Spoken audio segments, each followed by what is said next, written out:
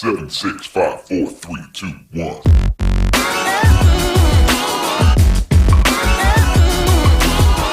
Hey there guys, so with the release of Godzilla Vs Kong last Friday, and I have reviewed it and I put a link in the description down below, I went back to watch all the previous films and rank them all, and what I will say, they're all not on the same level in terms of characters, pacing and plot.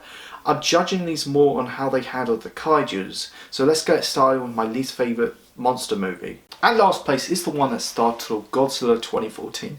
Now I remember people were getting so hyped for this, and I think because people got excited because Bryan Cranston was in it, because he just finished Breaking Bad, which is such a beloved show, but then he realised he's only in the first act of the film. The film sets up nicely for the groundwork for these monster movies, especially where it's shot and the colorization.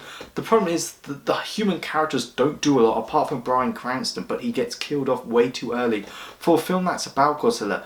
In the first two acts, it really teases you and it really pisses me off. He's in it in the third act for quite a bit, but it's not really the payoff you want. And number 3 is Godzilla King of the Monsters. I'm happy to say this one learned its mistakes from the previous film.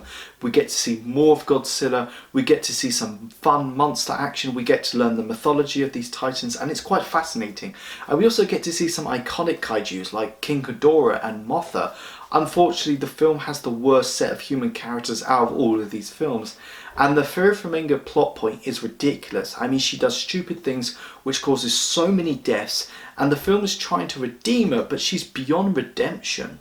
At second place is Kong Skull Island, and what I will say, this was a close second because it does have the best set of human characters, and it does help having these big names like Samuel L. Jackson, Tom Hiddleston, Brie Larson, even though they're so overqualified for these roles. But the film does have a completely different structure and setting compared to the other films.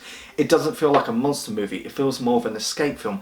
However, if I want to see a monster movie with human fleshed out characters, I would watch something like Pacific Rim or Colossal.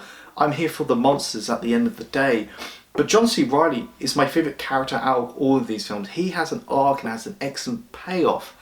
I love the aesthetics of the film, the colorization, the way it was shot, the soundtrack. There's some really nice stuff with Kong, especially when he used the anchor and chains as knuckle cuffs. However, the film is trying to exceed its own expectations in terms of characters and story. It's trying so hard to be an Apocalypse Now. At the end of the day, the film is basic but passable. So my favourite is Godzilla vs Kong. No surprise there. This is a dumb movie, but they're all dumb movies. This is the most important film in the franchise, not because we get to see these alpha titans go head to head, but if this film failed, then the whole MonsterVerse would be a waste of time. Now, it does have a shallow story with dumb, boring characters doing dumb, boring things. And it does feel like a Kong 2, even though that's not a bad thing. The film succeeded that the other films failed, and making these monsters the front and centre of the film. And it's so fun to watch. Thank you so much for watching this video, guys. Go like, share and subscribe. Let me know, where would you rank all these monster movies? Go check out my Facebook, my Twitter and my Instagram page. You guys are awesome. I got your back.